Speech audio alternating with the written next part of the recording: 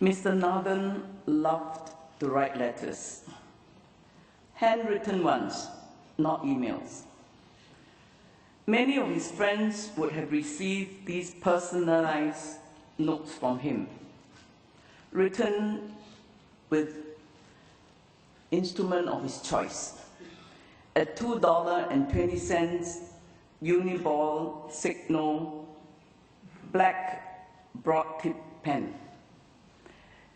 In his characteristic cursive style, handwriting, always dated and signed. Like the man himself, his words were warm, encouraging, heartfelt, and inspiring. Such were also the defining qualities which Mr. Nadan brought to the social service sector. Today, as we give thanks for his life, allow me to share with you a few of his letters from the heart. Mr. Nadan was President of Singapore. He could have simply lent his office to various causes. But he was so committed to the social service sector that he wanted to be directly involved in our work.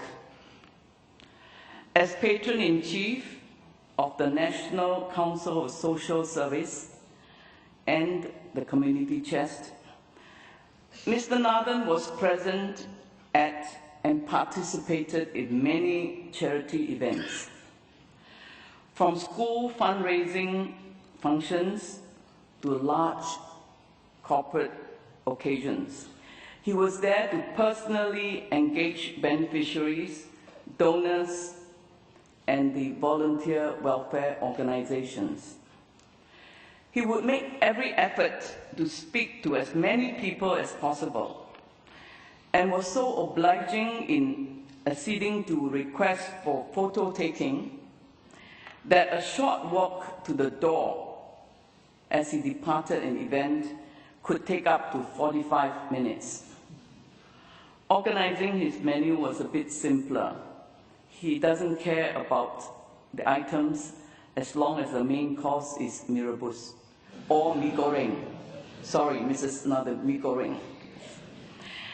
At one of the charity gala dinners organized by the Community Chest, Mr. Nadan noticed how the organizing committee and I had to deal with a couple of difficult donors. I was tired and probably showed it. The next morning, I received a handwritten note from him. A line read, "Some of us have greater burdens to bear. I know it was not easy for you."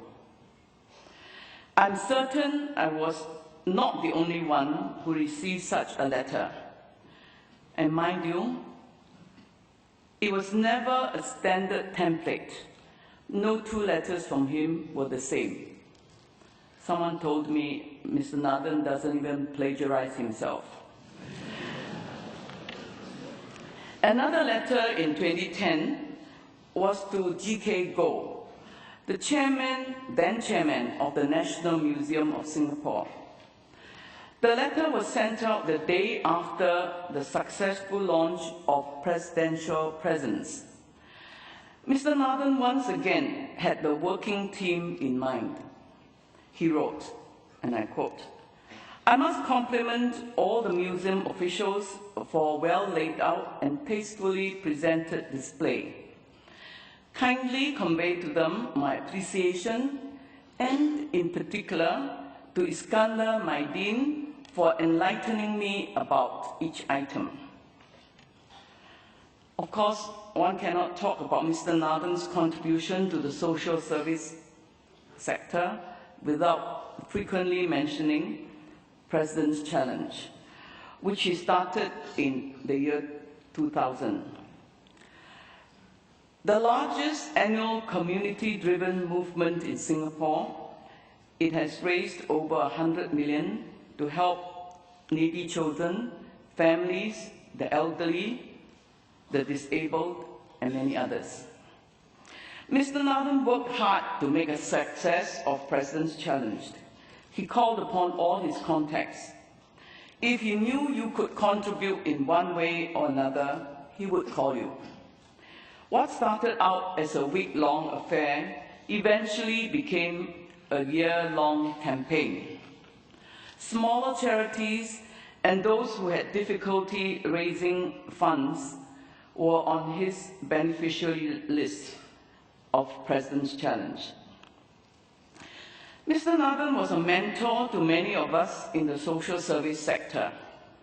Ang Bilian, Director of Social Welfare in the Ministry of Social and Family Development, worked closely with Mr. Nadan when she was Chief Executive of the National Council of Social Service. Bilian published a book, What is Social Work?, in 2015. In a letter to Bilian, one can feel Mr. Nadan's strong passion for social service. I also looked through your book, he wrote, which I think will be useful for those entering social work. Often, all we have is a bleeding heart and not knowing how and where to begin. This is especially so with the young, who are all attracted to the idea of doing good. Over the years, Mr. Nadan became convinced that Singapore corporations have a critical role to play in fostering a spirit of giving. Mr. Nadan himself had received a bursary from Shell to study at a university. Retiring from the presidency gave him more time to devote to involving corporations in social work. He was invited by many organizations to sit on their advisory boards, but he accepted one offer.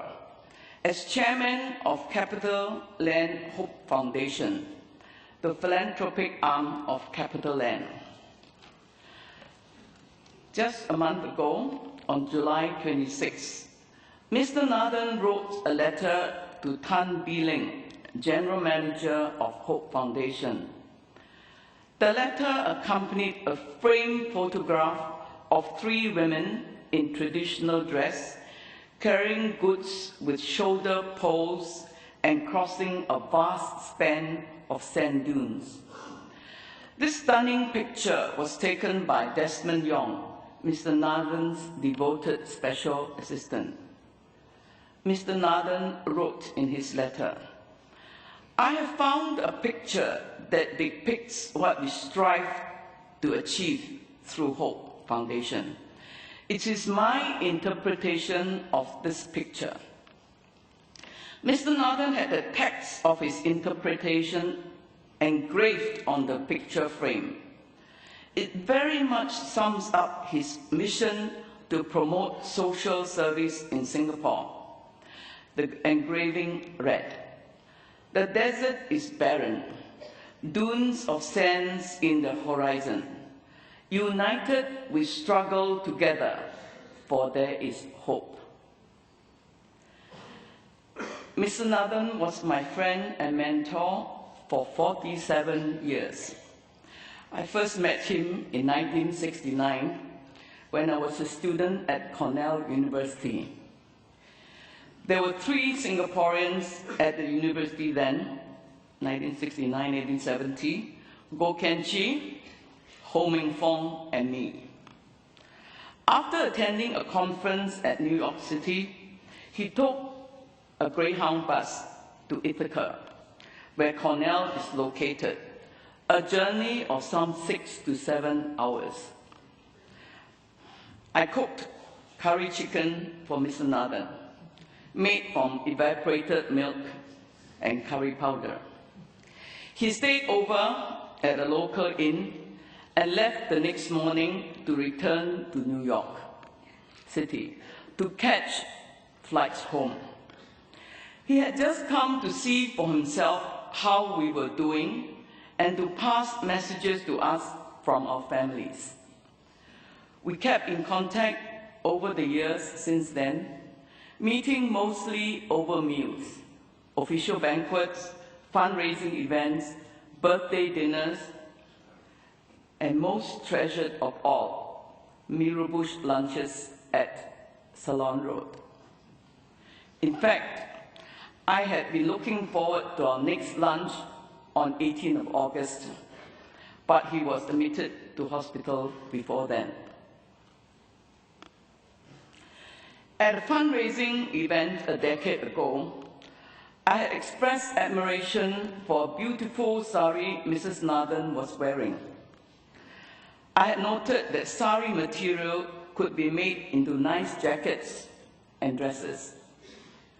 A few weeks later, a parcel arrived from the Istana containing an exquisite deep brown sari with silver white flowers.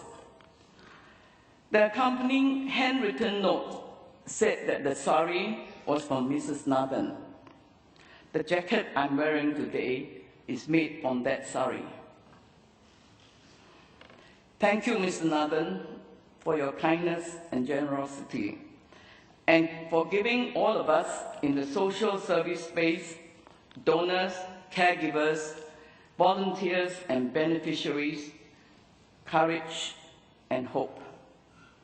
Goodbye, sir. May you rest in peace. We will miss you, but we'll always celebrate your life and take care of Mrs. Nadan.